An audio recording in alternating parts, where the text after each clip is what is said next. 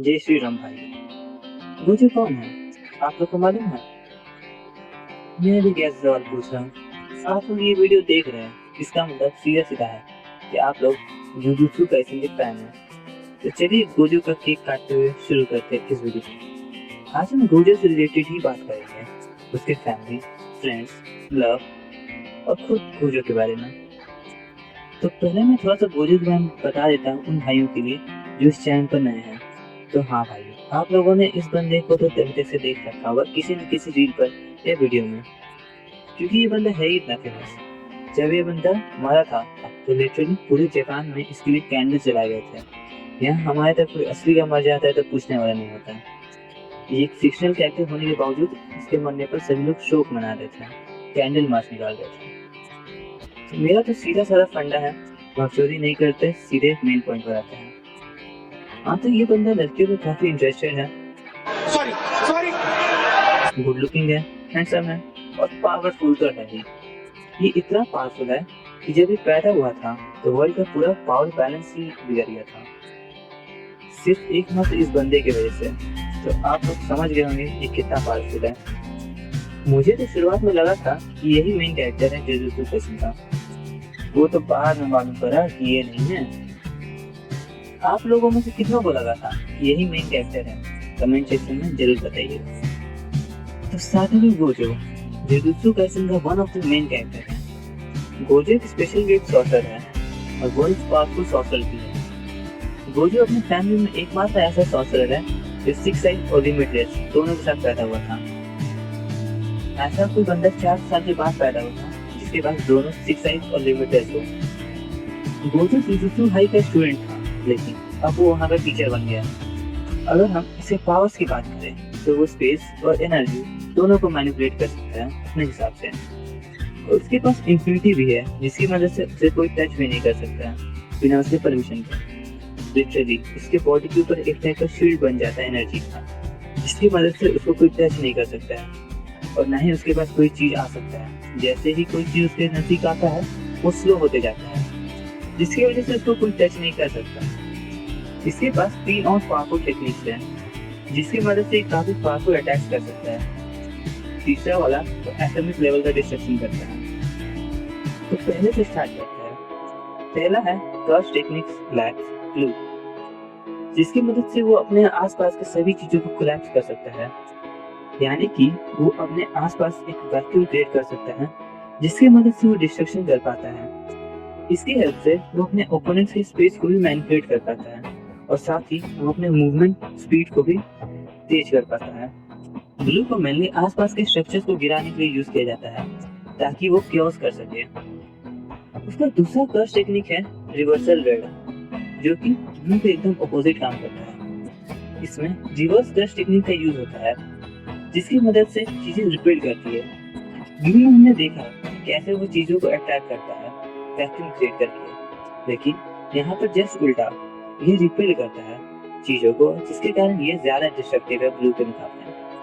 हमने मैग्नेट को देख रखा है कि कैसे जब 2 नॉर्थ एक साथ आते हैं तो रिपेल करते हैं और जब नॉर्थ और साउथ आपस में आते हैं तो अटैक करते हैं। तो सेम फंडा यहाँ पर भी है। रेड काफी टफ होता है पुल आउट करना, क्योंकि गोजो को भी अच्छा खासा टाइम लग गया था इसे परफेक्ट रेड क्रिएट करने के लिए। अब हम आते हैं तीसरे टेक्निक की ओर, जो इन दोनों का बाप है, हॉलो टेक्निक पर्पल।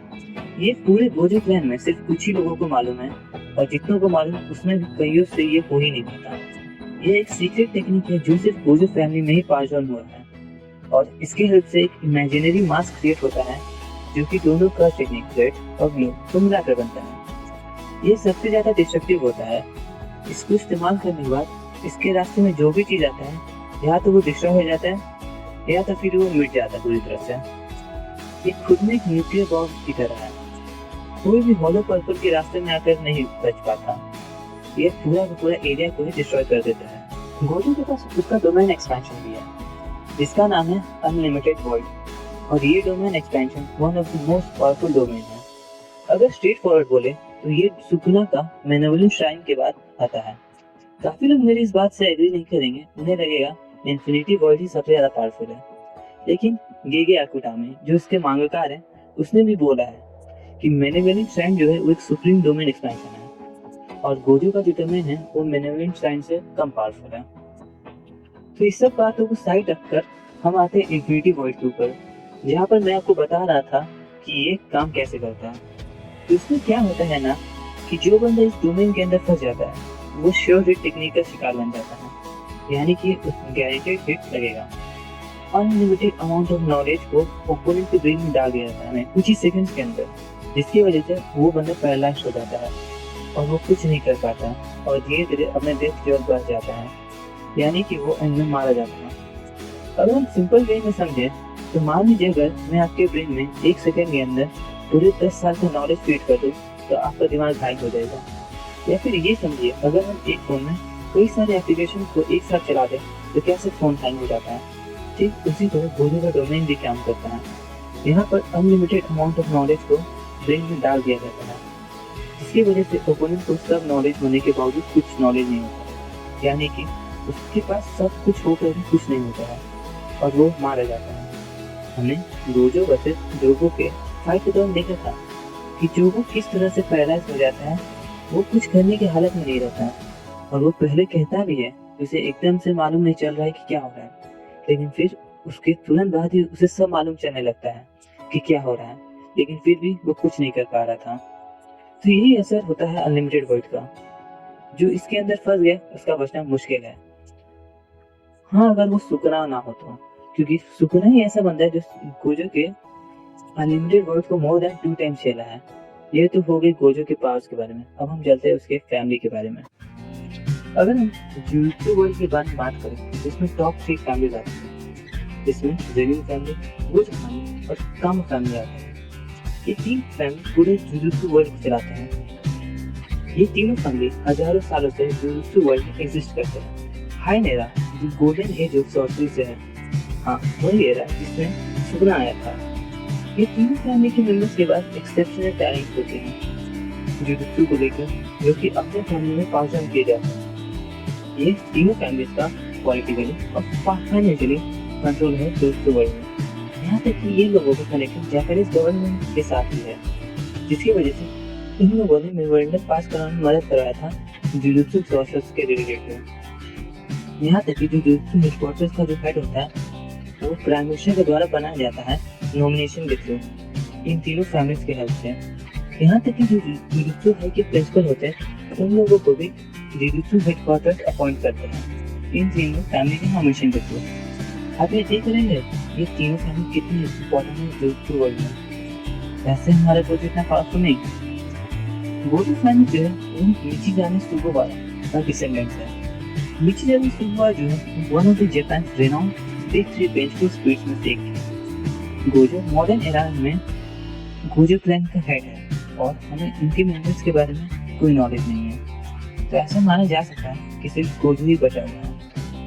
ऐसा देखा जाए तो गोजो के पास वो सारे पावर्स हैं जो गोजो क्लैन में होते हैं और ये सभी पावर्स बाकी सब पावर्स से ज़्यादा पावरफुल हैं, चाहे वो पॉलिटिकल पावर्स हो या फाइनेंशियल पावर्स हो। गोजो सभी में आगे है। गोजो के इतना पावरफुल होने की वजह से काफ़ी लोग जिंदा हैं, जैसे यूजी इतादोरी और मेरा फेवरेट कैरेक्टर यूटा गोजो। ये बंदा अगर नहीं होता तो जुजुत्सु काइसेन के मेन कैरेक्टर्स जिंदा नहीं होते, यानी कि यूजी इतादोरी ही जिंदा नहीं होता, क्योंकि इसी की वजह से यूजी और यूटा दोनों जिंदा हैं। मैं छोटा सा स्पॉइलर देता हूँ कि बाद में एक ऐसा सीन आएगा जहाँ पे यूटा जो है वो यूजी को जान से मारेगा। इसके आगे मैं नहीं बताऊंगा। याद है जैसे कि मूवी 0 के एंड में हमने मालूम करा था कि गोजो और यूटा जो है वो डिस्टेंट रिलेटिव्स हैं। वो इसलिए क्योंकि गोजो और यूटा दोनों में मिचिगामी सुगोवारा के डिसेंडेंट्स हैं, जिसकी वजह से दोनों लोगों के पास unlimited amount of plus energy है और साथ ही साथ दोनों लोग काफी पावरफुल हैं। अगर हम गोजो फैमिली के पावर्स के ड्रॉबैक्स के बारे में बात करें तो ये है कि लिमिटलेस तो यूज उसके फुल पोटेंशियल तक करना है, तो उन लोगों के पास 6 साइज टेक्निक होनी जरूरी है, क्योंकि 6 साइज की हेल्प से वो लोग minute amount of plus energy के फ्लो को भी देख सकते हैं और कंट्रोल कर सकते हैं। इसीलिए बिना 6 साइज के लिमिटलेस को उसके फुल पोटेंशियल पे यूज नहीं किया जा सकता है। गोजो किसी भी दूर की चीज को आसानी से देख सकता है और उसे इंडिपेंडेंटली ब्रेक भी कर सकता है, जिसकी वजह से वो रिजॉल्व कर सकता है। लेकिन 6 साइज की भी एक प्रॉब्लम है, वो ये है कि उसको कभी भी ऑफ नहीं किया जा सकता है। यानी कि जब से गोजो पैदा रहे तब से आज तक गोजो का सिक्स साइज काम कर रहा है, वो ऑफ नहीं हुआ है, जिसकी वजह से एक टाइम पर सिर्फ एक ही सिक्स साइज यूजर प्रेजेंट रह सकता है।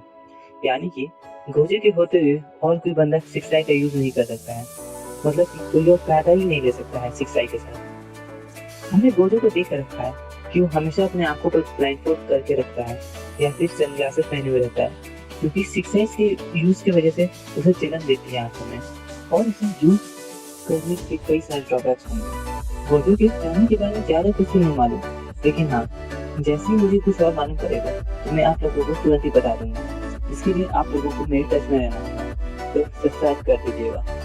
अब हम आते हैं थोड़ा नोटिस सेक्शन में, यानी कि गोजो के लव लाइफ के ऊपर। ऐसे तो स्पेशली गोजो की कोई गलती नहीं है और ना ही कोई दिखाई गया है, लेकिन काफी लोगों को लगता है आयुरी यूटाई में और गोजो का कुछ चक्कर चल रहा है, क्योंकि वो लोग मैक्सिमम टाइम एक दूसरे के साथ झगड़ते रहते हैं और गोजो यूटाई में जो काफी पीस करता रहता है।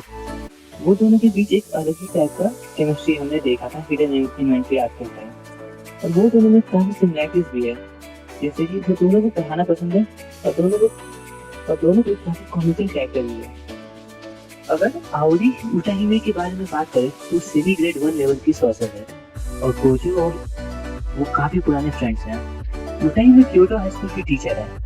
इन दोनों के बीच हमेशा नोक-झोंक चलते रहता है और यूटाई में का एक सीरियस प्रॉब्लम भी है कि वो चाहती है कि गोजो उसको रिस्पेक्ट दे, क्योंकि वो उससे सीनियर है, लेकिन गोजो भला कहाँ किसी को रिस्पेक्ट देता है, वो तो मस्त लाइफ एंजॉय करता है। ऐसे राइटर ने तो अभी तक से इनकी रिलेशनशिप के बारे में नहीं बताया है, लेकिन हम अज्यूम कर सकते हैं। इस लिस्ट में सेकंड नंबर पर आते हैं कासिमी मीवा, जिसको हमने एक्सचेंज इवेंट के दौरान देखा था, जो कि सेकंड ग्रेड सॉर्सर है और वो क्योटो स्कूल में पढ़ती है।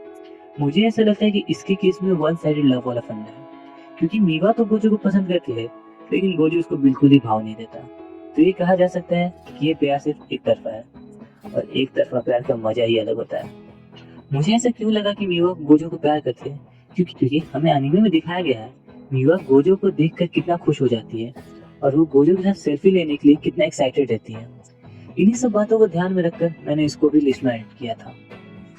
अब नेक्स्ट कौन, हाँ, शोको आइरी, और इसको मैं इसलिए इस लिस्ट में ऐड किया हूँ क्योंकि गोजो और शोको दोनों ही टीनेजर्स के टाइम से काफी अच्छे दोस्त रहते हैं और साथ ही में मिशन जाया करते थे, और दोनों ने अपने बेस्ट फ्रेंड गेटो को खोया है, जिसकी वजह से इन दोनों के बीच एक अच्छी केमिस्ट्री है। लेकिन मैं सच्ची बताऊं तो मुझे इन दोनों के बीच कुछ खास इंटरेस्ट नहीं है। अब आखिरी में मिमी कैसे बच सकती है? ऐसे कि उन लोग दोनों के बीच में कोई खास ह्यूमर तो नहीं सुनने को मिलेगा, क्योंकि मिमी जो वो सिर्फ पैसों से मतलब रखती है और वो पैसों के लिए कुछ भी कर सकती है, इसलिए इन दोनों का रिलेशनशिप में आना वे टू इम्पॉसिबल है। अगर आप लोगों को लगता है कि कोई और जिसके साथ गोजो का कुछ चक्कर बन सकता है तो कमेंट में जरूर बताएं। अब हम आते हैं एंड पार्ट में, जिसमें हम गोजो के फ्रेंड्स के बारे में डिस्कस करेंगे। और हम सभी को मालूम है कि गोजो के फ्रेंड लिस्ट में मात्र दो ही लोग का नाम देखा होगा, एक तो उसका बेस्ट बडी केटो और दूसरी शोको। हाइगारा और नानाबी भी गोजो के अच्छे दोस्त थे, लेकिन मैं सिर्फ गेटो के बारे में ही डिस्कस करूंगा, जिसमें ऑलमोस्ट सभी का रोल आ जाएगा। गेटो एक स्पेशल ग्रेड सॉफ्टवेयर था जो कि जुजुत्सु हाई में पढ़ता था। गोजो और गेटो 2006 में मिले थे और दोनों दोस्त बन गए थे। ये दोनों जुजुत्सु हाई के सेकंड ईयर के स्टूडेंट्स थे और शोको आइरी भी इन लोगों के साथ ही प्रिंसिपल मासामिची यागा के अंडर पढ़ती थी। ये तीनों भी सेम अवधि के तीन ट्रायो, यूजी, मेगुमी और नोबारा की तरह थे। गेटो का फर्स्ट सीजन काफी अलग था, लेकिन जब तक वो गोजो के साथ था उसको ज्यादा फेम नहीं मिला था, सारा क्रेडिट गोजो को मिल जाता था।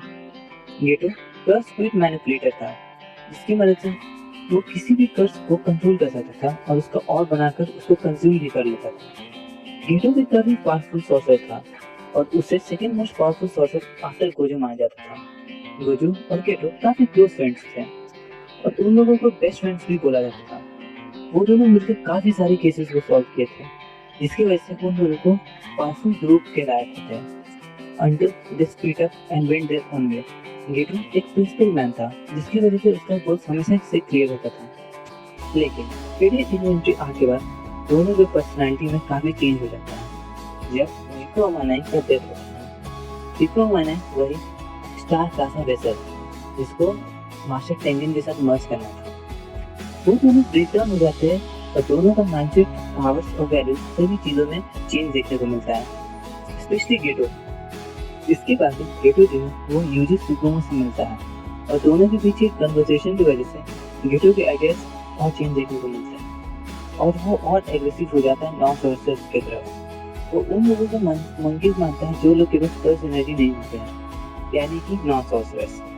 वो एक ऐसा वर्ल्ड बनाना चाहता था जहाँ पर सभी लोग अच्छे से रहे, जो वर्ल्ड सिर्फ सोर्सर्स के लिए हो, उसमें कोई भी नॉन सोर्सर्स ना हो। वो अपने प्लान के लिए काम करना भी स्टार्ट कर दिया था। वो पूरे वर्ल्ड से लड़ने पर तैयार हो गया था क्योंकि उसके आइडियोलॉजी पूरे चेंज हो गए थे सोर्सर्स और नॉन सोर्सर्स को लेकर। हाइपारा का डेथ एक फैक्टर था गेटो में चेंज देखने को, क्योंकि वो एक मिशन पर गया था जहाँ पर उसका डेथ हो जाता है और नानामी भी इंजर्ड हो गया था, जिसकी वजह से गेटो सोचा कि क्या फायदा भाई ऐसे जीने का जब हमारे सारे दोस्त लोग ही आखिर में मर जाते हैं, उन लोगों के लिए जिसे इससे घंटा फर्क नहीं पड़ता। इसलिए सोचा हुआ कि बाकी सब लोग चल सको क्या मारे और वो चल पड़ता सभी को मारने। इसके बाद तो हमने एनिमे में देख रखा है जीके मूवी 0 और सीजन 1 में कैसे गेटो मरता है। और ये वीडियो ज़्यादा लंबा ना, इसलिए मैं इधर ही पे एंड कर देता हूँ। तो बस यही था सफर। If you like please do subscribe.